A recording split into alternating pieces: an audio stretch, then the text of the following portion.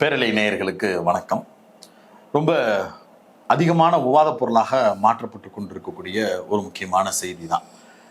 தொடர்ச்சியாக பல்வேறு காணொலிகளில் பேசிக்கிட்டே இருக்கிறோம். இந்த அண்ணா யூனிவர்சிட்டி விஷயம் தொடர்ச்சியாக பேசு பொருளாக இருக்குது அப்படிங்கிறது ஊடகங்களில், சமூக ஊடகங்களில் நம்ம பார்க்கக்கூடிய எல்லா வீடியோக்கள்லையும் உங்கள் எல்லாருக்கும் தெரியக்கூடிய விஷயம்தான். அதில் முக்கியமான பல லேயர்ஸை பலரும் பேசாமல் தவிர்க்கிறாங்க அல்லது திட்டமிட்டு அதை மறைக்க விரும்புறாங்க அப்படிங்கிறது தான் இன்னைக்கு நம்ம பேச விரும்புகிற சப்ஜெக்ட். ஆமா, நான் இது எல்லாத்துலயுமே ரொம்ப பிரதானமான ஒரு விஷயம் அந்த பெண்களுடைய பாதுகாப்பு அப்படின்றத தாண்டி மாணவர்களுடைய பாதுகாப்பு, பெண்களுடைய பாதுகாப்பு, கல்லூரி வளாகங்களில் இருக்கக்கூடிய பிள்ளைகளுடைய பாதுகாப்பு அப்படின்றது ரொம்ப முக்கியம். அதுல எந்த காம்ப்ரமைஸும் யாருக்குமே கிடையாது. அரசு அதுல இன்னும் துரிதமான நடவடிக்கைகள் எடுக்கணும். ஆனால் அதுலயுமே நமக்கு சில மாற்று கருத்துக்கள் இருக்கு. ஏன்னா இந்த சமூக கலாச்சார காவலர்கள் எடுக்கின்ற அந்த முன்னெடுப்பும் நாம பேசுவதும் ஆமா, மொத்தமாக வேற வேற. நம்ம பேசுற எக்ஸ்ட்ரீமும் அவங்க பேசுற எக்ஸ்ட்ரீமும் வேற வேற. நாம் கேட்பது அவர்களுக்கு கட்டுப்பாடற்ற ஒரு சுதந்திரமான ஒரு நிலை இருக்கணும். கட்டுப்பாடற்ற அப்படின்னா எந்த விதமான கட்டுப்பாடு மற்றவா இல்ல, மாணவர்களுக்கு எந்த அளவுக்கு கட்டுப்பாடு இருக்கணுமோ அந்த அளவுக்கான கட்டுப்பாடுகளை மட்டும் வைத்துக்கொண்டு அவர்களுடைய தனிமனித சுதந்திரத்தில் தலையிடாத வகைக்கு அரசும் அந்த கல்லூரி நிர்வாகமும் செயல்படணும் அப்படின்றதான் நம்முடைய கோரிக்கை. இதை யாருமே இதுவரைக்கும் பேசுவதற்கு தயாராக இல்லை. எவ்வளவோ பேர் மூத்தவர்களாக இருக்கலாம், எவ்வளவோ பேர் செயற்பாட்டாளர்களாக இருக்கலாம், ஆனா யாரும் இந்த கருத்தை பெரும்பாலும் பேசவில்லை. வெகு சிலர் பேசுகிறார்கள், நாமும் அதை தொடர்ந்து வலியுறுத்துகிறோம். ஆனால் அதற்குள் போவதற்கு முன்னால எதிர்கட்சிகள் பேசுகின்ற இந்த அரசியல் வளையத்தில் இருக்கக்கூடிய லேயர்ஸ் என்னென்ன அப்படின்றத டீகோட் பண்ணாம பேசுவது இந்த அரசியல் சூழலுக்கு பயனுள்ளதாக இருக்காது அப்படின்றதுனால நம்ம அதை டீகோட் பண்ணணும்.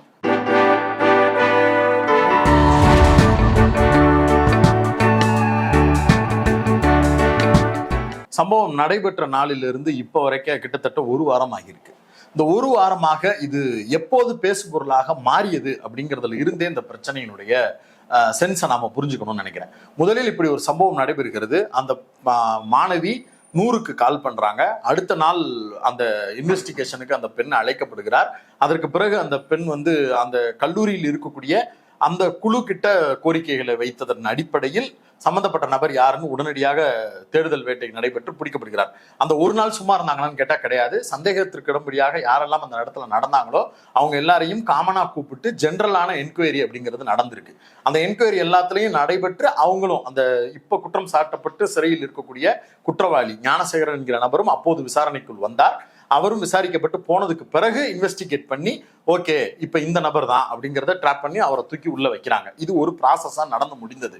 இப்ப அந்த மாணவி கொடுத்த கம்ப்ளைண்டின் அடிப்படையில், எஃப்ஐஆரின் அடிப்படையில் இந்த நபர் கைது செய்யப்பட்டிருக்கிறாருன்னு கேட்டா ஆமா, கைது செய்யப்பட்டிருக்கிறார். அவர் சொன்னது எல்லாமே உண்மையா அப்படின்னு கேட்டா அது இன்வெஸ்டிகேஷன்ல தான் தெரிய வரும். அதற்கு முன்பாக கமிஷனர் வெளியில பேட்டி கொடுத்தாரு அப்படிங்கிறது என்ன பிரதான பிரச்சனையாக மாற்றப்படுகிறதுனா ஏன் கொடுத்தாரு அப்படிங்கிற கேள்வி இருக்கு. அரசு தரப்பிலிருந்து விளக்கம், எந்த ஒரு அரசாங்கத்திட்டையும் அவங்க அனுமதி பெற தேவையில்லை. அவங்களே கம்ப்ளைண்ட் குறித்து ஒரு பீர் பிரஷர் இருக்கு அப்படின்னா வெளியில அவங்க அதை என்ன நடந்திருக்கு அப்படிங்கிறத சொல்ல முடியும் அப்படிங்கிற ஒரு வெயிட்டேஜ் அவங்களுக்கு இருக்கு. அதன் அடிப்படையில் அவங்க கொடுத்தாங்க அப்படிங்கறத அவங்க ஆர்குமெண்டா சொல்றாங்க. அப்படி கமிஷனர் ஏன் அவசரப்பட்டு பேட்டி கொடுத்தாருன்னு கேட்கிற நம்மை போன்ற பலரும் கூட எதை விட்டுறாங்க அப்படின்னா, அப்ப அந்த கேள்வியை ஊடகவியலாளர்கள் ஏன் அவர்கிட்ட போய் கேட்கிறாங்க? அப்படி ஒரு பிரஸ் மீட் கொடுக்கும் பொழுது ஏன் தனிப்பட்ட தகவல்களையோ விசாரணைக்கு இடையூறு ஏற்படும் வகையிலோ கேள்விகள் எழுப்பப்படணும்? எந்த கேள்வி கேட்டாலும் ஒரு பதில் அது என்கொயரியில தான் தெரிய வரும் அப்படின்னா அப்ப அந்த பிரஸ் மீட்டுக்கு நம்ம போயிருக்க தேவையில்லையே. இன்னொரு கேள்வி என்ன வருதுன்னா, ஒருவேளை கமிஷனர் கொடுக்கலைன்னா இதுவரைக்கும் ஒரு பிரஸ் மீட்டாவது கமிஷனர் அட்டன் பண்ணியிருக்கிறாரா? இவ்வளவு பெரிய பிரதான பிரச்சனை, இந்த பிரச்சனை குறித்து கமிஷனர் வாய் திறந்திருக்கிறாரா? சம்பவ இடத்திற்கு போயிருந்தாங்களா அப்படின்னு நாமளே தான் கேள்வி கேட்போம். அப்ப கேள்வி கேட்பதற்கு முன்பாக ஒரு சிட்டி கமிஷனர் வெளியில இதுதான் நடந்திருக்கு, இந்த விஷயங்கள் இருக்கு, நீங்க எதை ட்ரிகர் பாயிண்டா மாத்துவீங்க அப்படிங்கிறது புரியுது எனக்கு, அதனால அந்த கேள்விக்கு உண்டான பதிலையும் நான் சொல்றேன் அப்படின்னு சொல்லிட்டு சோசியல் மீடியால ட்ரெண்டாக அதிமுக தரப்பில இருந்து வைக்கப்படக்கூடிய யார் அந்த சார் அப்படிங்கிற அந்த கேப்ஷனுக்கு விளக்கத்தை அவரே கொடுக்குறாரு. ஃபிளைட் மோட்ல போட்டுட்டு, சார் ஆமா சார் அந்த பொண்ணு தான் சார், பாத்துட்டேன் சார் அப்படின்னு அவர் அந்த பொண்ணை மிரட்டுவதற்காக இந்த லாங்குவேஜை பயன்படுத்தி இருக்கிறாரு அவர் டிக்ளேர் பண்றாங்க. அது அவர் சொன்ன அடிப்படையிலா அப்படின்னு கேட்டா கிடையாது. அதுக்கும் அந்த கமிஷனர் விளக்கம் கொடுக்குறாரு. ஃபிளைட் மோட்ல இருந்தது, அந்த நேரத்துல சிக்னலை செக் பண்ணும்போது அவர் அதை சொல்றாரு அப்படிங்கிறத நோட் பண்ணி எழுதி அதையும் நம்மளுக்கிட்ட வெளிப்படையா சொல்றாரு. இன்னொன்னு இப்ப என்ன கேக்குறாங்கன்னா, இப்ப ஒருத்தர் வர்றாரு, அவர் என்ன பிளைட்லயா போனாரு, பிளைட் மோட பத்தி பிளைட் மோட்ல போடுறதுக்கு அப்படின்னு இப்படி எதுக்கு அந்த போன்ல பக்கத்துல இருக்கிறவங்க வாட்ஸ்அப்ல அந்த என்ன வாய்ஸ் பட்டன் அமைக்கி இப்படி கொடுக்கறது ரெக்கார்ட் பண்றது இப்படி போன யூஸ் பண்றவங்களுக்கு தெரியாது. இன்னும் நேத்து டிபேட்ல கூட ஒரு சிலர் என்ன கேக்குறாங்க, அது எப்படி கண்டுபிடிக்க முடியும்னு. பிளைட் மோடையும் நார்மல் மோடையும் டிஸ்டிங்விஷ் பண்ண முடியும், சுவிட்ச் ஆஃபையும் ஃபிளைட் மோடையும் சில நேரங்கள் டிஸ்டிங்விஷ் பண்ண முடியாது. இது வந்து டெக்னிக்கலா இருக்கக்கூடிய விஷயம் தான். என்னன்னா வெறுமனே ஏரோப்ளேன் மோட்ல மட்டும் போட்டிருக்கிறாங்க, ஆனா ஜிபிஎஸ் எனேபிள்டா இருக்கு அப்படின்னா ஜிபிஎஸ் இருக்கும், ஆனா செல்போன் நெட்வொர்க் இருக்காது. அதை வைத்து அந்த போன் ஏரோப்ளேன் மோட்ல இருந்தது என்று அனுமானிக்க முடியும். ரெண்டாவது ஜிபிஎஸும் இல்ல, அந்த இடத்துல டெலிபோன் கம்யூனிகேஷனும் இல்ல அப்படின்னா அது வந்து சுவிட்ச் ஆஃப், அந்த போன் ஆப்ரேட்டே ஆகல அப்படின்றதையும் கண்டுபிடிக்க முடியும். அப்ப இது முடியாத காரியம் எல்லாம் கிடையாது, டெக்னிக்கலி இட் இஸ் பாசிபிள் அப்படின்ற இடத்துலதான். அதே போல அந்த சிக்னல்ல அந்நேரத்துல என்னென்ன கால்ஸ் போச்சு, இந்த இடத்துல இருந்து எவ்வளவு போச்சு, வேற யாருக்கு போச்சு அப்படின்றத போலீஸ் என்கொயரி பண்ணும். அது என்கொயரில தெரிய வரும். இன்னொன்னு மொபைல் போன், அதுதான் மொபைல் போனா அப்படிங்கிற கேள்வியும் பிரதான கேள்வியா இருக்கு. அப்படின்னா போலீஸோட இன்வெஸ்டிகேஷன்ல சந்தித்து இருக்கிற நபர்களுக்கு இது தெரியும். நானும் போலீஸ் இன்வெஸ்டிகேஷன் பார்த்திருக்கிறேன். ஒரு சில வழக்குகள்ல போலீஸ் எப்படி இன்வெஸ்டிகேட் பண்ணுவாங்கன்றதையும் கூட இருந்து பார்த்திருக்கிறேன். அப்ப அப்படி இருக்கும்போது போலீஸ் ஒரு நபரை ட்ராப் பண்ணி கூட்டு வந்து வச்சுட்டாங்கன்னா அவங்களோட ஆக்சஸ் பூராத்தையும் கண்ட்ரோல்ல எடுப்பாங்க. வீடு போவாங்க, அவங்க இருந்த இடத்துல லொக்கேட் ஆகிருக்கக்கூடிய டவர்ல என்னென்ன சிம் யூஸ் பண்ணியிருக்கிறாங்கன்னு பார்ப்பாங்க. ஒரு மொபைல் கிடைச்சதுக்கு பிறகு அதனுடைய ஐஎம்இ நம்பர்ல இருந்து என்னென்ன சிம்முகள்லாம் இதுல போடப்பட்டிருக்கு அப்படின்னு பார்ப்பாங்க. அந்த டவரு, அந்த லொகேஷன் எல்லாத்தையும் ட்ராக் பண்ணி தான் ஒரு செய்தி எடுத்துட்டு வர்றாங்க. இது போலீஸை வந்து காப்பாத்துவதற்கு அப்படின்லாம் கிடையாது. இன்வெஸ்டிகேஷன் நடந்து கொண்டிருக்கும் போது கமிஷனர் வந்து சொன்னாரு அப்படிங்கிறதுக்கு இது எல்லாமே ஒரு விளக்கமாக இருக்கிறது. இது ஒரு பக்கம். இதை தாண்டி இந்த பிரச்சனை பேசுபொருளாக மாறுவதற்கு கன்சர்ன் அந்த மாணவியின் மீது இருந்து இந்த கட்சிகள் சார்பாக இந்த சமூக இயக்கங்கள் என்று தங்களை அடையாளப்படுத்திக் கொள்பவர்கள் அல்லது சோசியல் மீடியாவில் தங்களுக்கென்று இந்த பெண்ணின் மீது ஒரு பெரிய அனுதாபத்தால் உண்மையிலேயே அப்படியான தவறுகள் நடக்கக்கூடாது அப்படிங்கிற எண்ணத்திலிருந்து இந்த கேள்வியெல்லாம் முன்வைக்கிறோம் அப்படின்னு சொல்லி பேசுபவர்கள் உண்மையிலேயே அப்படித்தான் பேசி இருக்கிறார்களா அப்படிங்கிறத பத்தி தான் பேச வேண்டியது இருக்கு. முதலில் இந்த போராட்டத்தை கையில் எடுத்த எஸ்எஃப்ஐ நம்ம ஒவ்வொரு நேர்காணலையும் சொல்லிக்கிட்டு இருக்கோம், பிரதான பிரச்சனையாக எது பேசப்பட வேண்டுமோ அதை எடுத்து பேசினார்கள். ஆனால் அதை மடைமாற்றும் விதமாக அதிமுக வேறொரு தளத்தில் எடுத்தாங்க. அதற்கு பிறகு அண்ணாமலை மொத்தமாக அதை வேறு ஒரு தளத்துக்கு எடுத்துட்டு போனார். இந்த பிரச்சனையிலிருந்து வேறு ஒரு கோணத்தில் திசை திருப்புவதற்காக அன்புமணி ராமதாஸ் போன்றவர்கள் அவர்களுடைய பொதுக்குழுவில் ஒரு நாடகத்தை அரங்கேற்றினார்கள். அதற்கு பிறகு விஜய், இத்தனை நாட்களாக அமைதியா இருந்த விஜய் திடீரென்று தன் கைப்பட ஒரு அறிக்கை எழுதுகிறார். அதற்கு பிறகு ஆளுநரை சந்திக்கிறேன் என்று இதுவரைக்கு பண்ணையார் வெளியவே வராது இருந்த ஒரு பண்ணையார் திடீரென்று ஆளுநர் மாளிகைக்கு முதல் முறையாக தன்னுடைய அரசியல் பிரவேசத்தின் என்ட்ரி கார்டை அங்க போய் போடுறாரு. இது நடந்துகிட்டு இருக்கும்போது சீமான் திடீரென்று அனுமதியின்றி ஆர்ப்பாட்டத்திற்கு வருகிறேன் அப்படின்னு சொல்லி அழைப்பு விடுத்து மான தமிழ் பிள்ளைகளே ஒன்று திரளுங்கள்னு சொல்லி போராட்டத்தை முன்னெடுக்கிறார். ரெண்டாவது, அனுமதியின்றி ஆர்ப்பாட்டம் பண்ணுவதனுடைய நோக்கமே கைதாகி சிறைக்கு போய் அதை அரசியலா மாத்தணும்ன்றதுதான். அத கைது பண்ணிட்டாங்க அப்படின்னா கைதுதான் அங்க செய்தியே. ஆமா, அதை எப்படி செய்தியா மாத்தணும் தெரிஞ்சவங்க தான் அரசியல்வாதி. உண்மையான அந்த மாணவியின் நீதிக்கான போராட்டம், எமோஷனலான ஒரு கேள்வி, நீதிக்கான ஒரு கேள்வி அப்படியான்னு கேட்டா கிடையாது. அதுலதான் பொலிட்டிக்கலான சில டைமென்ஷன்ஸை பேச வேண்டியது இருக்கு. ஏன் அப்படின்றத விளக்கிடலாம். முதல்ல டிஎம்கே ஆன்டி டிஎம்கே, இதுதான் தமிழ்நாடு அரசியலினுடைய எலக்ட்ரல் பேட்டர்ன், ரைட்? இந்த அரசியல் கட்சிகள் யாரெல்லாம் தங்களுடைய அரசியல் பிரவேசத்தை தொடங்குகிறார்களோ அவர்கள் எல்லோரும் தமிழ்நாட்டில் வைக்கக்கூடிய ஒரே முழக்கம் திமுக எதிர்ப்பு. ஏன்னா திமுக அப்படிங்கிறது வந்து ஒரு பொலிட்டிக்கல் பார்ட்டி, ஸ்ட்ராங்கான ஐடியாலஜி பேக்கப் இருக்கக்கூடிய ஒரு பார்ட்டி. அதை ஆப்போசிட்ல இருக்கக்கூடிய எந்த பார்ட்டிக்கும் அப்படியான ஐடியாலஜிக்கல் ஃப்ரண்ட் முகம் அப்படிங்கிறது ஒண்ணு கிடையாது. நான் வந்து உடனே நாம் தமிழரை தூக்கிட்டு வரக்கூடாது, அது வந்து தமிழ் தேசிய கருத்து. தமிழ் தேசிய கருத்தை பேசுதுன்னு உங்க அண்ணனே ஒத்துக்க மாட்டாங்க. தமிழ் தேசியம்ன்றது ஒரு கருத்தா இருக்கலாம், ஆனா அது உன் கருத்து கிடையாது. அவரே வந்து வெளியில வந்து தமிழ் தேசியம் தான் என்னுடைய கருத்துன்னு இப்ப பேசுறது இல்ல, மாறா தமிழ் தேசியம் தான் உங்களுடைய கருத்துன்னு நீங்க பேசுறதா இருந்தா திருமுருகன் காந்தி போல நீங்க வந்து இயக்கமா தான் செயல்பட முடியும். தியாகு தோழர் போல, மீதி தோழர்கள் போல, பேமணியரசன் மாதிரி இந்த யாரெல்லாம் தமிழ் தேசியவாதிகள் தங்களை கிளைம் பண்ணுகிறார்களோ அவர்கள் எல்லோரும் எப்படி இந்த இந்திய தேர்தல் ஜனநாயகத்தை ஏற்றுக்கொள்ளாமல் இருப்பார்களோ அவர்கள் பேசுவதுதான் தமிழ் தேசியம். மாறா தேங்காய் பத்தை எடுத்துட்டு போறவேன்னு நினைச்சியா, தேங்காய் மொத்தமும் எனக்கு தான் அப்படின்னு பேசக்கூடியவர்கள் அதிபர் ஆட்சியை நோக்கி விரும்பக்கூடியவர்கள். அப்படி பார்க்கும்போது ஐடியாலஜிக்கல் ஃப்ரண்ட்டுக்குள்ள நாம் தமிழர் வரப்போறது கிடையாது. பாசிஸ்ட் ஃப்ரண்ட்ல வேணா நீ இருப்ப, அந்த இடத்துல வேணா உங்களுக்கு ஒரு இடம் இருக்கும். அதையும் தாண்டி விஜயினுடைய அரசியலுக்கு வந்ததற்கு பிறகு விஜய்க்கு பொலிட்டிக்கலா இங்க வேல்யூவா தன்னுடைய பிரசன்ஸை உட்கார வைக்கிறதுக்கு ஒரு பெரிய நெருக்கடி இருக்கு. ஐடியாலஜியா ஏதாவது ஒண்ணு பேசணும்னு வரும்போது என்ன ஐடியாலஜி சொன்னாரு, கொள்கைன்னு சோசியல் ஜஸ்டிஸ், சோசியல் ஜஸ்டிஸ்னு ஒரு கொள்கை எடுத்துட்டா அது கொள்கை இல்லை அப்படிங்கிறது வெளிப்படையா அவருக்கு தெரியும். ஏன்னா அவருடைய கொள்கை விளக்கம்னு அவர் கொடுத்த அந்த அறிக்கைகள் எல்லாமே வந்து திமுகவினுடைய அறிக்கைகள் தான். அப்ப அந்த கொள்கை அப்படிங்கிறது திமுகவுடைய பேட்டர்ன் தான். இப்ப மாறா திமுகவுக்கு எதிராக தன்னுடைய அரசியல் வேணும் அப்படின்னும் போது தன்னுடைய அரசியல் இருப்புக்காக ஒரு போராட்ட களத்தை முன்னெடுக்கிறார். இப்ப விஜயனுடைய பொலிட்டிக்கல் என்ட்ரி அப்படிங்கிறது ஒரு மாசான நடிகர், ஒரு சூப்பர் ஸ்டார் பிம்பத்தில் இருக்கக்கூடிய ஒரு நபர். அவரும் ஆன்டி டிஎம்கே அப்படிங்கிற பாலிடிக்ஸின் அடிப்படையில் தமிழ்நாட்டு அரசியல் களத்தில் 2026 வர்றாருன்னா ஆப்வியஸா இங்க ஆன்டி டிஎம்கே பாலிடிக்ஸ் பேசிக் கொண்டிருக்கக்கூடிய கட்சிகள், முதலில் பிரதான கட்சியாக இருக்கக்கூடிய அதிமுக, அவங்களுடைய வாக்குகளில் ஒரு குறிப்பிட்ட சதவீதத்தை அவர் கை வைக்கிறார். அதற்கு பிறகு பிஜேபி அவங்களுடைய வாக்கு சதவீதத்தில் குறைந்தபட்ச சதவீதத்தை அவர் கை வைக்கிறார். அதற்கு பிறகு நாம் தமிழர், அதுவும் கூடுதலாக அவருக்கு இளைஞர்கள் சப்போர்ட். அப்படிங்கிறப்ப இது எல்லாத்தையுமே கோடு போட்டு அவங்க பிரிச்சுட்டு போயிட்டாருன்னா என்ன பண்றது அப்படிங்கிற பதட்டத்தின் அடிப்படையில் ஒரு அரசியல் கட்சியாக எல்லாருமே இந்த குறிப்பிட்ட பீரியட்ல இந்த வாக்கு வங்கியினுடைய பாலிடிக்ஸ் அஜெண்டால ஒர்க் பண்றதுக்காக இந்த பிரச்சனையை கையில் எடுக்கிறாங்க. திமுக எதிர்ப்புன்ற செதறுகாயில யார் அதிக சில் எடுக்கிறதுன்றதான் பிரச்சனை. உண்மை. அது ஏன் இதை வந்து ஒரு பெண்ணினுடைய நியாயம் அப்படிங்கிறதா நீங்க யோசிக்க கூடாதா அப்படின்னு கேட்டா, யோசிக்க முடிகிற மாதிரியான ரிசல்ட் அவங்க கொடுக்கல. அவங்களுடைய ஆர்குமெண்ட்ஸும் அவங்களுடைய விவாதங்களும் அவங்களுடைய கோரிக்கையும் அப்படியான எதுவாகவுமே அதுல பிரசன்ட் ஆகல. மாறா ஏன் இதை இன்னும் பெரிய பிரச்சனையா நம்ம சந்தேகிக்கிறோம் அப்படின்னா, திமுக பொள்ளாச்சி பயங்கரத்தை கையில் எடுக்கிறாங்க.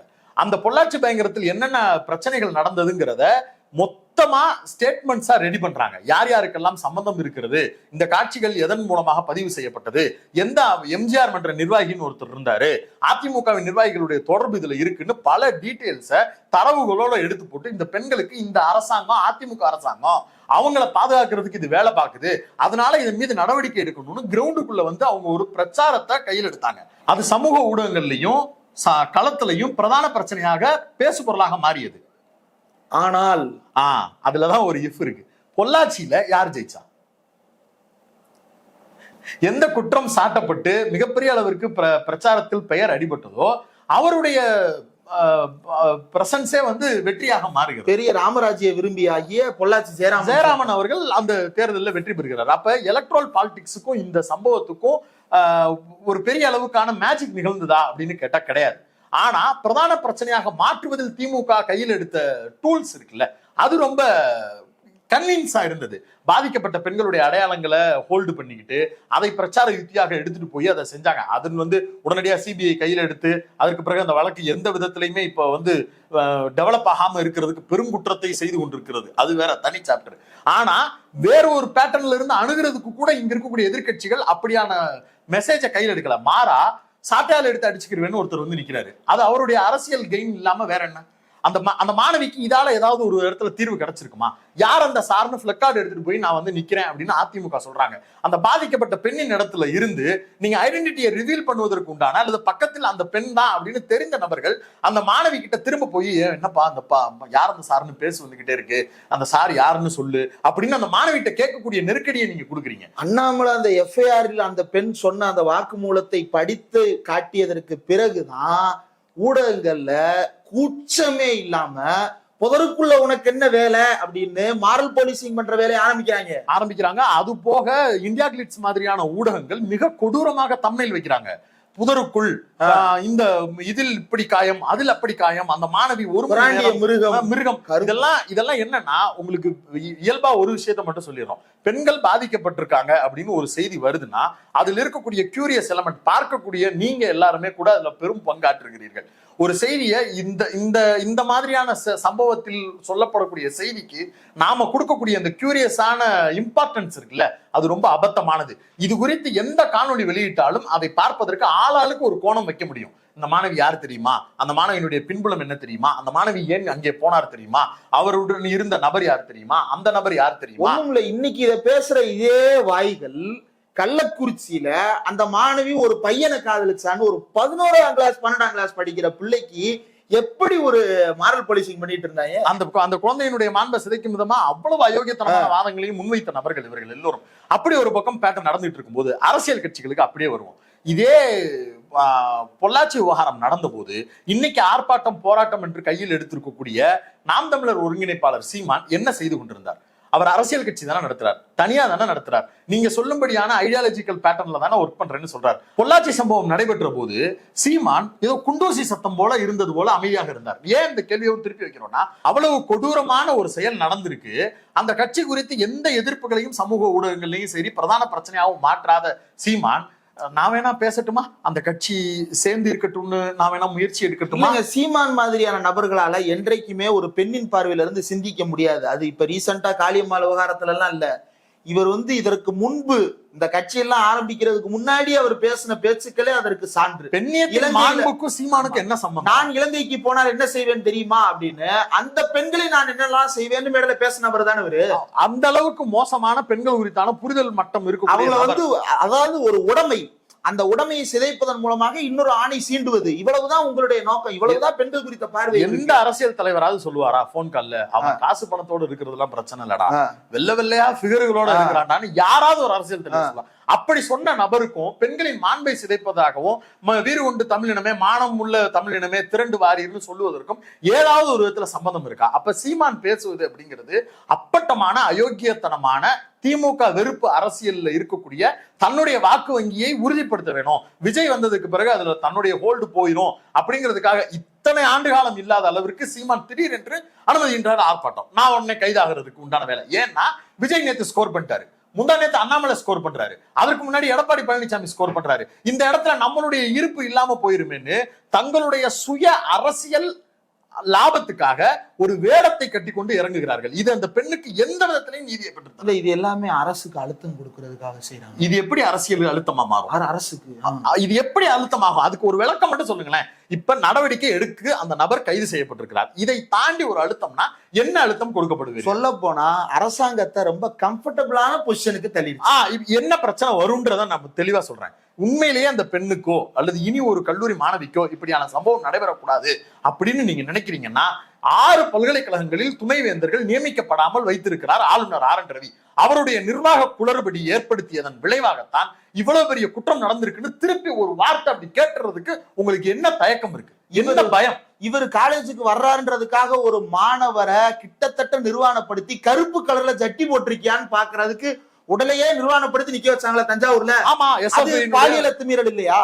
எஸ்எஃப்ஐ சார்ந்த பொறுப்பாளர், முக்கியமான தலைவர் எஸ்எஃப்ஐல, அவர் அந்த வேலை பார்த்தாங்க. இப்படி ஒவ்வொரு முறையும் நிர்வாகத்தை தான் கையில் வைத்திருந்து கொண்டு ஆளுநர் என்னெல்லாம் சேட்டை செஞ்சிட்டு இருக்கிறாரு, அவருடைய அதிகாரத்தை எப்படியெல்லாம் துஷ்பிரயோகப்படுத்தி கொண்டிருக்கிறார் அப்படிங்கிற விஷயங்கள் குறித்து எதையுமே பேசாம வேறொரு பக்கம் திமுக எதிர்ப்பு அப்படிங்கறதன் அடிப்படையில் இந்த பிரச்சனையை அணுகுனா, உண்மையிலேயே அந்த மாணவியின் பக்கம் நின்று பேச வேணும்னு நினைக்கக்கூடிய எஸ்எஃப்ஐ மாதிரியான அமைப்புகளோ வெளியிலிருந்து நம்மளை போன்று குரல் கொடுப்பவர்களோ அந்த பிரதான பிரச்சனை குறித்து பேசாம ஏன்டா சம்பந்தமே இல்லாம இதை பேசுறீங்கன்னு பேச வேண்டிய நெருக்கடிக்கு தள்ளுறீங்க.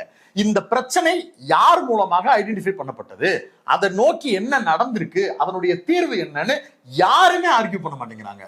அண்ணாமலை உட்பட, எடப்பாடி பழனிசாமி உட்பட, விஜய் உட்பட, சீமான் உட்பட யாருமே குற்றவாளி கைது செய்யப்பட்டிருக்கிறார். அதற்கு அடுத்து இதுதான் எங்களுடைய கோரிக்கை, இந்த கோரிக்கையை முன்வைக்கிறோம் அப்படின்னு ஒரு லெட்டர் பேட்ல ஒரு சின்ன ஸ்டேட்மெண்ட் கொடுத்திருந்தா பரவாயில்ல, நாம இதெல்லாம் பேசலாம். இதுல சாருன்ற கேரக்டர் இல்லைன்னு போலீஸ் தரப்பு இப்ப சொல்றாங்க. ஆனால் இந்த சாருன்ற கேரக்டரை உண்மையிலேயே அப்படி ஒருத்தர் இருந்தாருன்னா அவரை காப்பாத்துனது யாருன்னா அதிமுக பாஜக தான் அவரை காப்பாற்றுகின்ற. ஏன்னா முதல்ல இப்படி ஒரு சார் இருக்காரு, யார் அந்த சாருன்னு கேள்வி கேட்க வைத்து, ஒருவேளை உண்மையிலேயே அவர் இருந்திருந்தாருன்னா அவர் தப்பித்துக் கொள்வதற்கான வாய்ப்புகளை உருவாக்கி தந்தது அதிமுகவும் தவேகாவும் தான். பிரதான பிரச்சனை என்னவோ அது குறித்து கேள்வி எழுப்ப வேண்டிய கடமை இருக்கிறப்ப அதை விட்டு டைல்யூட் பண்ணுவதற்கு வேற ஒரு களத்தில் நிக்கிறீங்க. இது குறுகிய மனநிலையோடு எங்க போய் நிற்கும்னா திமுக எதிர்ப்பு அப்படிங்கிற இடத்துல நிற்கும். பிரதான பிரச்சனை குறித்து எந்த தீர்வுகளை நோக்கியுமே இது நகலாது அப்படிங்கிற இடம் தான். இப்ப இந்த பொலிட்டிக்கல் ஸ்பேஸ் அவங்களுக்கு என்னவா பயத்தை கொடுக்குது அப்படின்னா, வாக்கு வங்கி அரசியல் அவர்களுடைய இருப்பை காலி பண்ணுது. திமுக அப்படிங்கிற கட்சி பெண்கள் மத்தியில் பெரிய அளவிற்கான வாக்கு வங்கியை வைத்திருக்கிறது அப்படிங்கிறது தான். இது எல்லாத்தையும் எலக்ட்ரோலா தொடர்பு படுத்தி பேசுறீங்களான்னு கேட்டா, எலக்ட்ரோலா தொடர்பு படுத்தாம இவர்கள் எல்லோரும் இந்த போராட்டத்தில் இருக்கிறார்களான்னு மனசாட்சியை தொட்டு சொல்லுங்க. இவர்கள் எல்லோரும் ஒருங்கிணைந்து இந்த போராட்டத்தை கையில் எடுக்கிறோம், இதுதான் கோரிக்கை. ஆளுநர் இந்த வைஸ் சான்சலரை நியமிக்கணும், அங்க இருக்கக்கூடிய சிசிடிவிகள் ஒழுங்காக வேலை செய்யணும், அதனால மாபெரும் போராட்டத்தை எல்லோருமாக ஒன்றிணைந்து நிற்கிறோம் அப்படின்னு ஏதாவது ஒரு பிரதான கோரிக்கையை முன் வச்சு அண்ணா யூனிவர்சிட்டிக்கு இந்த கோரிக்கைகள் மூலமாக பேசுறாங்க அப்படின்னா, அதுல கூட ஏதாவது ஒரு ஸ்பேஸ் இருக்கு, ஒரு நோக்கம் இருக்குன்னு புரிஞ்சுக்கலாம். மாறா அவங்க அப்படி வைக்கலங்கிறதுனாலதான் இதை நாம எலக்ட்ரல் லைன்ல நின்று பேச வேண்டியது இருக்கு. அப்ப தங்களுடைய வாக்கு வங்கி ஒன்னொன்னாக சிதறும் போது, தங்களுடைய அரசியல் இருப்பு காலி ஆகுது அப்படின்னும் போது, பெண்கள் வாக்கு வங்கியே இந்த மகளிர் உதவி திட்டமா இருக்கட்டும், பள்ளிகளில் கல்லூரிகளில் படிக்கக்கூடிய மாணவிகளுக்கு கொடுக்கக்கூடிய 1000 ரூபாயா இருக்கட்டும், இது எல்லாமே வாக்கு வங்கியா திமுகவுக்கு பெரிய அளவு இருக்கு. கலைஞர் இருந்த போது இல்லாத அளவிற்கு, ஜெயலலிதா இருந்த போது திமுக பக்கம் வராமல் இருந்த பெண்களுடைய வாக்குகள் எல்லாமே இன்னைக்கு பெரிய அளவுக்கு அவங்களை பேக்கப் பண்ணுதுன்னு உடனே அதில் கல்லறிய வேண்டும் என்கிற அற்ப அரசியல் தான் இதுல இருக்க பிரதான பிரச்சனையா இருக்கே தவிர, இதுல வாக்கு அரசியல் நோக்கம் இல்லாமல் செயல்பட்டது 2 பேர் தான். ஒன்னு எஸ்எஃப்ஐ, இன்னொன்னு திமுக. உறுதியா சொல்ல முடியும். ஏன்னா திமுக இது ஒரு பாலியல் ரீதியான சிக்கல், இது ஒரு சட்ட ஒழுங்கு சார்ந்த ஒரு விஷயம், law and order department, crime department handle பண்ண விஷயம்னு சொல்லிட்டு அவர்கள் 2 தரப்பு மட்டும்தான் இந்த பிரச்சனையை சரியாக கையாண்டு கொண்டிருக்கிறார்கள். தேவையில்லாத அழுத்தத்தை வெளியிலிருந்து உருவாக்குவது போன்ற ஒரு தோற்றத்தை உருவாக்கி தங்களுக்கு அரசியல் ஆதாயம் தேடுவதுதான் பாஜக, தாவேக, அதிமுக உள்ளிட்ட அனைவருக்குமான நோக்கம். இவங்க எல்லாருக்கும் இப்ப எக்ஸிஸ்டென்சியல் கிரைசிஸ் வந்துருச்சு.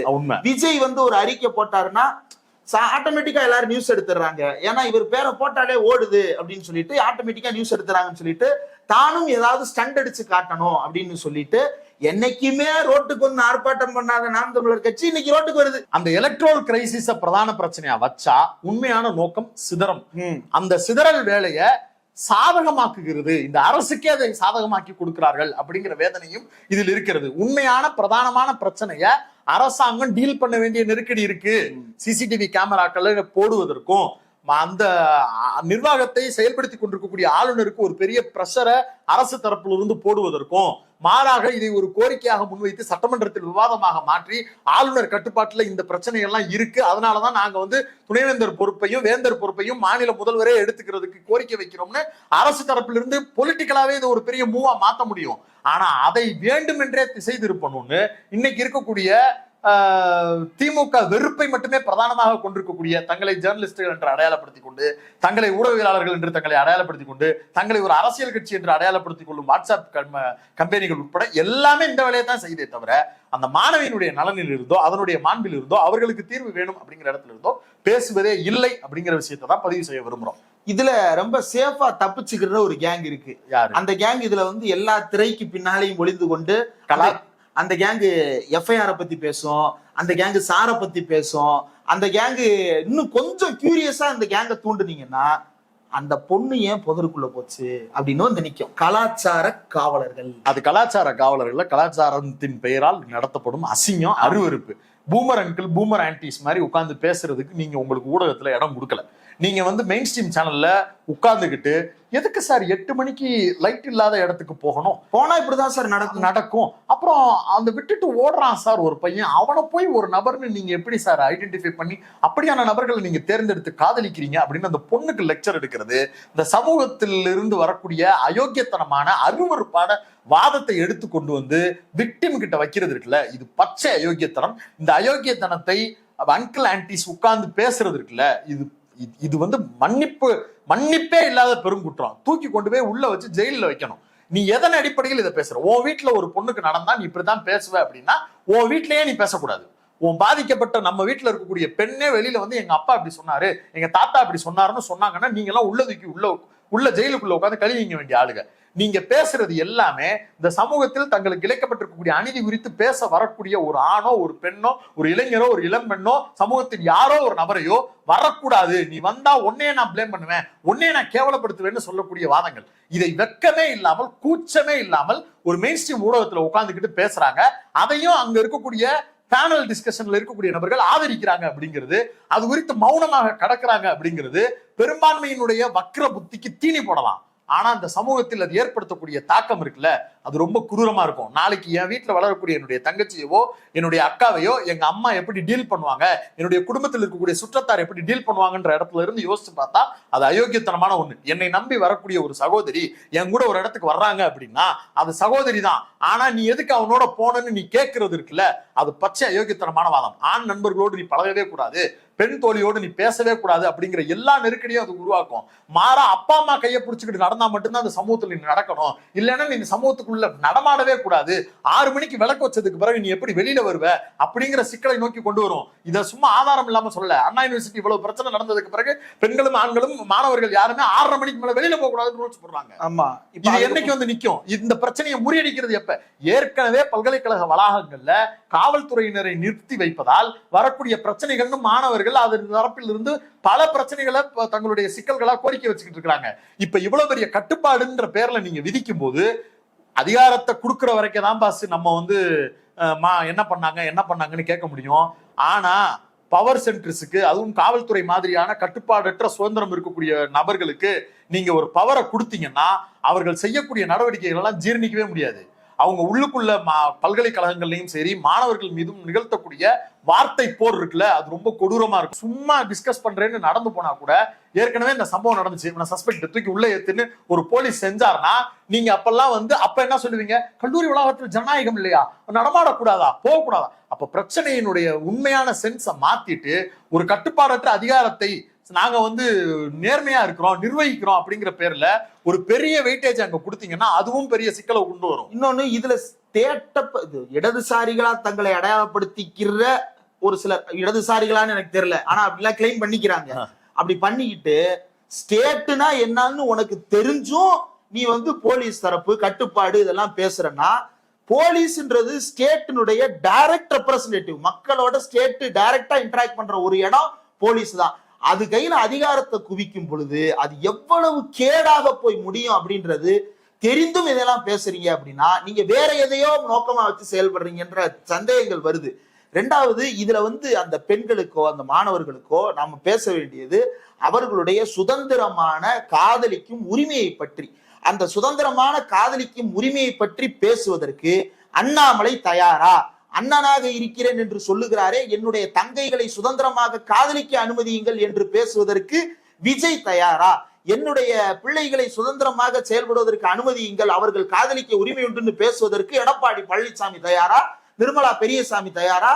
தமிழிசை சவுந்தரராஜன் தயாரா? இந்த கேள்விக்கெல்லாம் பதில் அவங்க சொல்லாம அவர்கள் இந்த பிரச்சனையை பற்றி பேசுவதற்கு அருகதையற்றவர்கள். இந்த மொத்த இதிலேயே குறைந்தபட்சம் அவர்கள் சுதந்திரமாக இருப்பதற்கு உரிமை உள்ளவர்கள் என்கின்ற கருத்தை கொண்டிருக்கக்கூடிய 2 பார்ட்டி எஸ்எஃப்ஐ திமுகவும் மட்டும்தான். மற்ற யாருக்குமே அந்த சித்தாந்த அளவில் கூட ஏற்றுக்கொள்வதற்கு தயாராக இல்லை அப்படின்றதுதான் யதார்த்தம். இதுல அந்த நம்ம மறுபடியும் அந்த ஜேஎன்யூ இவங்களுடைய கோரிக்கை ஏன் வெளிப்படையா சொல்ல முடியலங்கிறதுக்கும் அதுதான் காரணம். ஆமா, இவர்களுடைய கோரிக்கை என்னன்னா, மாணவிய நீங்க பல்கலைக்கழக வளாகங்கள்ல எதுக்கு மாணவரோட அனுப்புனீங்க, அதை இனிமேல் நடைமுறைப்படுத்த வேண்டும். ஆண்களுக்கு தனி படிக்கட்டு, பெண்களுக்கு தனி படிக்கட்டு, ஆண்களுக்கு தனி பேருந்து, பெண்களுக்கு தனி பேருந்து, பார்வையிலேயே ஆண்கள் விடுதியும் பெண்கள் விடுதியும் பக்கத்தில் பக்கத்தில் இருக்கக்கூடாது. இப்படியான ரெஸ்ட்ரிக்ஷன்ஸ் தான் இதனுடைய தீர்வுன்னு இவர்கள் வைக்க வேண்டிய கோரிக்கைய சொன்னா திம்முன்னு அடி விழுகுங்கிற ஒரே காரணத்துக்காக அதை எல்லாவற்றையும் மறைத்து விட்டு கோரிக்கையே இல்லாத அபத்தமான போராட்டங்களை முன்வைத்து எஃப்ஐஆர் வெளியே வந்தது ஏங்க சிக்கலாச்சு? உங்களை மாதிரி ஆபாச கண்கள் கொண்டவர்களால் தான் இந்த எஃப்ஐஆர் சிக்கலாக மாறுது. இல்லைன்னா அந்த எஃப்ஐஆர் வெளியே வந்து, இப்ப ஒரு கொலை குற்றத்துல எஃப்ஐஆர் வெளியே வருது, கொலை குற்றவாளி எந்த குற்றமும் இல்லாம நடந்து போறாரு, யாரோ ஒரு கொள்ளையடித்த நபருடைய எஃப்ஐஆர் வெளியே வருது, அவர் எந்த குற்றமும் இல்லாம போறாரு. ஒவ்வொரு நாளும் தினத்தந்தி தினம் எந்த பேப்பரை திறந்தீங்கனாலும் எஃப்ஐஆர் தாங்க ஒரு சம்பவத்தினுடைய செய்தியே. ஆனா பாலியல் குற்ற வழக்குல மட்டும் எஃப்ஐஆர் ஏன் பாதுகாக்கப்படுதுன்னா, இந்த மாதிரியான கலாச்சாரத்தின் பெயரால் மக்களுக்கு பாடம் நடத்தக்கூடிய இந்த பருந்துகள் மக்களை வேட்டையாடும். இந்த கண்கள் பாதிக்கப்பட்ட பெண்களை அந்த பருந்துகள் கொத்தி கொத்தி திங்கும். அதனாலதான் ஊடகங்கள்ல அவ்வளவு கேவலமான தம்ப்நெயில் வைக்கிறான், அவ்வளவு கேவலமான வீடியோ நபர்களை உட்கார வச்சு அந்த பெண்ணு, அந்த ஆணு, அந்த நபரு, அந்த 8 மணி, இவ்வளவு அயோக்கியத்தனமான வார்த்தைகள்லாம் அதுல இருந்து வருது. அப்ப இந்த கைது செய்யப்பட்ட இந்த நபர், அவருக்கும் திமுகவுக்கும் எந்த சம்மந்தமும் இல்லைன்னு திமுக கிளாரிஃபை பண்ணுது. அவர் எந்த கட்சியை சேர்ந்தவராக வேண்டுமானாலும் இருக்கலாம், ஆனால் அவர் இந்த பார்ப்பனிய இந்த சனாதன செட்டப்புக்குள்ள இருக்கக்கூடிய ஒரு நபர் தான். அப்படிப்பட்டவர்கள் எங்கிருந்தாலும் அவர்கள் அப்புறப்படுத்தப்பட வேண்டியவர்கள் அப்படின்றதுதான் நான் பேச வேண்டியது. கனிமொழி அவர்கள் நாடாளுமன்றத்தில் பேசிய ஒரு பேச்சு ரொம்ப முக்கியமானது. என்ன சொன்னாரு? எங்களை தாயா வணங்குறேன், தெய்வமா வணங்குறேன், அக்காவா பாக்குறேன், அது இல்ல, எங்களை சக மனுஷியா மதிங்க அப்படின்னு. இப்போ முதலமைச்சர் கூட, நான் உன் தங்கச்சியா இருந்தா மட்டும்தான் நீ பொங்குவியா? உன் தங்கச்சிக்கு இது நடந்தா மட்டும்தான் நீ பேசுவியா? சமூகத்தில் இருக்கக்கூடிய யாரோ ஒரு பொண்ணுக்கு நடந்தா நீ பேசவே மாட்டியா? அப்ப அந்த பிரச்சனை எங்க இருந்து வருது? எனக்கு ஒண்ணு நடக்கணும், அதுல இருந்து நான் பேசணும் அப்படிங்கிற எண்ணமே, உன் தங்கச்சியை நான் பத்திரமா பாதுகாக்கணும், உன் தங்கச்சியை நான் வந்து வெளியில விடாம வச்சுக்கணும், என் தங்கச்சியை நான் 6 மணிக்கு மேல வெளியில விடாம பாதுகாக்கணும், இந்த மாதிரியான குரூரமான ஆணாதிக்க மனநிலையிலிருந்து வரக்கூடிய வாதங்கள். இது ரொம்ப முக்கியமான ஒரு பிரச்சனை. இது எல்லாத்தாலும் உருவாக்கப்பட்டிருக்கக்கூடிய இந்த சமூகத்துக்குள்ளதான் நாமும் வாழ்ந்து கொண்டிருக்கிறோம். தனிநபர்களாக நமக்கு இந்த பொறுப்பு இருக்கிறது, ஒரு சமூகமாக நமக்கு இந்த பொறுப்பு இருக்கிறது, ஒரு குழுவாக நமக்கு இந்த பொறுப்பு இருக்கிறது, ஊடகமாக நமக்கு பொறுப்பு இருக்கிறது, ஒரு பொறுப்புள்ள கணவனாக எல்லாமாகவும் நமக்கு ஒரு பொறுப்பு இருக்கிறது இந்த சமூகத்துல. அதை பற்றியெல்லாம் நான் பேசுவதற்கு தயாராக இல்லை. என் வீட்டில் இப்படி ஒரு பெண் இருந்தால் நான் அதை எப்படி பார்ப்பேன் அப்படின்றது மட்டும்தான் இங்க கேள்வியா மாத்த போறோம் அப்படின்னா அதுல வந்து தீர்வே கிடைக்காது. இந்த பிரச்சனையை வந்து மாணவர்கள் தரப்புல இருந்து சுதந்திரமாக பேசுவதற்கு அனுமதித்தால் அவர்கள் பேசக்கூடிய வாதங்கள் இன்னும் வலிமையானதாக இருக்கும். அது அரசியல் கட்சியின் மீதான பிரச்சனையாக மாற்றி அந்த மாணவர்களே திசை திருப்புகின்ற வேலைதான் இப்போது நடைபெற்றுக் கொண்டு. இன்னொரு முக்கியமானது, ஒரு பாதிக்கப்பட்ட நபர் வெளியில வந்து பிரஸ் அட்டன் பண்ணி அவங்க தரப்புல இருக்கக்கூடிய நபர்கள் பேசணுங்கிற ஒரு கேவலமான எண்ணத்தை புஷ் பண்றது இருக்குல்ல, அதை இந்த எதிர்கட்சிகள் செய்யறாங்கன்றது நான் வெளிப்படையா வைக்கிற குற்றச்சாட்டு. கள்ளக்குறிச்சியில் இருந்த மாணவி, அந்த மாணவிக்கு ஏற்பட்ட அநீதி குறித்து அந்த மாணவியினுடைய தாயார் வெளியில வந்து வெளிப்படையாக பேசியதற்கு பிறகு இன்னைக்கு தங்களை காவலர்களாக சொல்லிக்கொண்டு பெண்களுக்காக போராடுகிறேன் என்று சொல்லிக் கொண்டிருந்த நபர்கள்ல குறிப்பா, அதுவும் அப்பையும் திமுக ஆட்சி தான், அப்போது அதிமுகவின் எடப்பாடி பழனிசாமி ஏதாவது ஒரு போராட்டத்தை முன்னெடுத்தாரா? களத்துக்கு வந்தாரா? ஏன் வரல? ஏன்னா அந்த பள்ளியினுடைய நிர்வாகத்துக்கும் RSSக்கும் அதிமுகவுக்கும் இருந்த லிங்க் அப்படிங்கிறது பிரதான பிரச்சனையாக மாறியது. தன்னுடைய வேஷம் களையக்கூடாதுங்கிறதுக்காக அமைதியா இருந்தாரு. இன்னைக்கு வந்து நிக்கிறாரு நாம் தமிழர் ஒருங்கிணைப்பாளர், அன்னைக்கு போய் நின்னாரா? அந்த பிரச்சனை குறித்து ஏதாவது பேசியிருந்தாரா? அண்ணாமலை இது குறித்து ஏதாவது பேசியிருந்தாரா? அதற்காக களத்தில் வந்தாரா? இதே திமுக ஆட்சி தான். அப்ப பிரச்சனை என்ன வருது, கிரைசிஸ் எங்க வருது அப்படின்னா, இந்த பாதிக்கப்பட்ட மாணவி அவர் தரப்பினுடைய சைலன்ஸ் இருக்குல்ல, அதை வந்து ட்ரிகர் பண்றாங்க. நீ பேசு, நீ ஒரு அழுத்தத்தை கொடு, நீ வந்து பேசணும், அப்பதான் எங்களுக்கு ஒரு ஸ்கோர் கிடைக்கும், எங்களுக்கு ஒரு மைலேஜ் கிடைக்கும் அப்படின்னு பேசுறாங்க. மாறா அந்த மாணவியோ அந்த தரப்போ வேற ஒரு ஸ்டேட்மெண்ட் கொடுத்தா இவங்க எல்லாரும் சைலண்ட் ஆயிருவாங்க. இன்னொன்னு, நாமெல்லாம் கொடுக்கக்கூடிய அழுத்தம்ன்றது என்ன ஆயிருது அப்படின்னா, ராம்குமார் மாதிரி ஒருத்தரை வந்து கரண்ட் சாகடிச்சிருது. ஆமா, என்ன நடந்துச்சுன்னு யாருக்குமே தெரியாம அப்படி கொண்டு போய் சேர்த்துருது. இதுதான் வந்து வெளியிலிருந்து தரக்கூடிய அழுத்தத்தினுடைய யதார்த்த விளைவு. அப்போ இது நீதியை நோக்கி இட்டு செல்லுமா அப்படின்றதுதான். இந்த இடத்துல வந்து மாணவர்கள் தரப்பிலிருந்து பேசப்பட வேண்டிய வாதங்கள் எதையும் பேசாமல் தவிர்ப்பது என்பது இப்படி யாரோ ஒரு ராம்குமாரை வாயில் விஷத்தை வைத்து கொள்வதற்கு ஒரு பக்கம் நகர்த்திடுது. இல்ல அப்படின்னா இன்னொரு பக்கம் உண்மையிலேயே சார்னு ஒருத்தர் இருந்தாருன்னா அவரை காப்பாத்துறதுக்கு போய் நின்றுது. இன்னொன்னு எக்ஸ்ட்ரீம்லையும் போய் நிக்குது. பிரதானமா நாங்க எல்லாம் அரசியல் கட்சி, இதை வைத்து நாங்கள் அரசியல் தான் செய்வோம் அப்படிங்கிறது தான் உங்களுடைய நோக்கம் அப்படின்னா, உங்களுக்கு அரசியல் செய்வதற்கு எவ்வளவோ பிரச்சனைகள் இருக்கிறது. அந்த பிரச்சனைகள் எல்லாம் கையில் எடுங்கள். ஒரு பாலியல் குற்றம் நடைபெற்று இருக்கிறது அப்படின்னு சொல்லும் போது அந்த நபர் கைது செய்யப்படுகிறார், அதன் மீது நடவடிக்கை எடுக்கப்படுகிறது அப்படிங்கிறது அந்த நபர் சம்பந்தப்பட்டது மட்டுமல்ல, அதனால் பாதிக்கப்பட்ட மாணவியின் தரப்பில் இருந்தும் தான். அவர்களுடைய இடத்திலிருந்து நீங்க யோசிச்சீங்கன்னா இதை வைத்து அரசியல் செய்ய வேண்டும் என்கிற எண்ணம் துளியும் வராது. அதை மீறி நீங்க செஞ்சுக்கிட்டே இருக்கணும்னு விரும்புறீங்க அப்படின்னா இந்த தமிழ்நாட்டு மக்களால் அடையாளம் தெரியாமல் துடை தெரியப்படுவீர்கள். தேர்தலுக்கு இன்னும் நாள் இருக்கு, இதை அப்படியே எடுத்துட்டு வந்து தேர்தல் பிரச்சனையா அதை நாங்க மாத்திர முடியும் அப்படின்னு நினைக்கக்கூடிய உங்களுடைய அற்ப அரசியல் அதுதான் அப்படின்னா உங்களை காப்பாற்ற முடியாது. நீங்க இந்த நோக்கத்தோடு செயல்படுங்க. எலெக்ஷன் டைம்ல இது டேக் ஆஃப் ஆகுமா ஆகாதாங்கிறதுக்கு இருந்த உதாரணம் தான் பொள்ளாச்சியில நடைபெற்ற தேர்தல் முடிவுகள். அப்ப இது எல்லாத்தையும் வைத்து பார்க்கும்போது உங்களுடைய அற்ப அரசியல் நோக்கம் அந்த மாணவிக்கான நீதியை நோக்கி ஒருபோதும் நகலாது. மாறா இதற்கு ஆதரவா திமுகவுக்காக பேசுறாங்க, அது அல்ல பிரச்சனை. திமுக சார்பாக அப்படிங்கிறதே அந்த மாணவியின் சார்பாகங்கிற இடத்துல இருந்து தான் நீங்க யோசிக்கணும். இந்த அரசும் சரி, காவல்துறை ஆணையரும் சரி, வெளிப்படையாக வந்து அந்த மாணவியினுடைய விஷயத்தை டிஸ்க்ளோஸ் பண்ணாம அவங்க சைடு அப்படியே ஒரு ஓரமா நிப்பாட்டிட்டு வெளிப்படையாக வந்து வேறு ஒரு கோணத்தில் நகர்த்தியதன் விளைவாக வேறு ஒரு பக்கம் இது நடந்திருக்கு. அதனாலதான் மிக குறைந்த அளவுக்கு இதுல இருக்கக்கூடிய கியூரியஸ் எல்லாம் பேச பொருளாகுது. இல்லைன்னா இன்னும் மோசமான இந்த ஆன்டி டிஎம்கே ஐநாக்கள் வந்து இதை வேட்டையாடிக்கிட்டே இருக்கும். அந்த வேலையை செய்வதற்கு உண்டான ரோலை விட்டுறது நல்லது, இல்லைன்னா அப்படித்தான் போகும். அது ஹைனாவா ரேட்ஸா அப்படின்றது தெரியல. இந்த ஒட்டுமொத்த அத்தியாயத்தில் நாம் புரிந்து கொள்ள வேண்டியது அப்படின்றது, இந்த எதிர்கட்சிகள் ஒவ்வொருத்தரும் கொடுக்கக்கூடியது அழுத்தம் அல்ல. ரெண்டாவது, அந்த மாணவர்கள் தரப்பினுடைய வாதத்தை பேசணும். மூணாவது, மாணவர்களை அரசியல்படுத்துவது அப்படின்றது ரொம்ப முக்கியமானது. அரசியல் மயப்படுத்தப்பட்ட மாணவர் சமுதாயம் மட்டும்தான் தனக்கான தீர்வை நோக்கி போராடுவதற்கு எப்போதும் சரியானதாக இருக்கும். உலகம் முழுவதும் அதுதான் யதார்த்தமாக இருக்கிறது.